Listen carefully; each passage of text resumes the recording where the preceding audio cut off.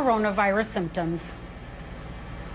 Though he may not entirely be out of the woods yet, President Donald Trump's team of doctors are sending him home to finish COVID-19 treatment at the White House. all our evaluations, and most importantly, his clinical status, support the president's safe return home. While his doctors say the president's temperature and oxygen levels are back to normal, some experts looked at the list of drugs the commander-in-chief has received and say it contradicts the rosy pictures doctors, White House officials, and the president himself have painted. I think I'm doing very well. Dr. Eutham Kontaxis, the director of emergency medicine at Eisenhower Health, says he doesn't know the details of the president's health, but from his experience treating hundreds of COVID patients, most of the drugs on the list are standard treatment for someone who's taken a turn for the worse. Maybe if he's having respiratory symptoms, giving dexamethasone to help with the inflammation. For COVID-19 is low-dose steroids, and it usually doesn't have a huge effect on the short term. He says the only treatment on the list that's out of the ordinary, because it's still in the experimental stage, is Regeneron.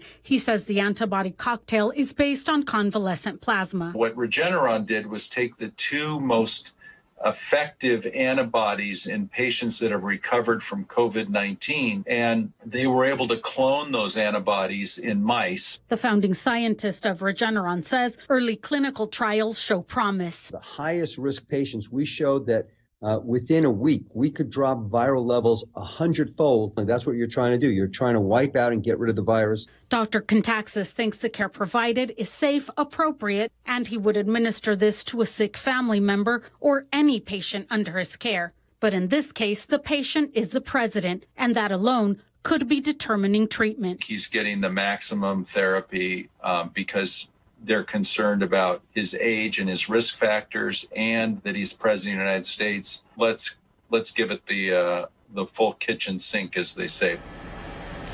And people have also wondered how long it took the president to feel symptoms. Dr. Kontaxis says anyone can go from showing no symptoms to severe symptoms. It's anywhere from 2 to 7 days from exposure. Live from the Satellite Center, Kitty Alvarado, back to you in the studio.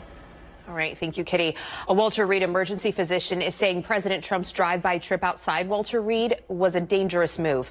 Dr. James Phillips says there was no medical benefit in Trump's decision to leave the facility, and it puts others at risk.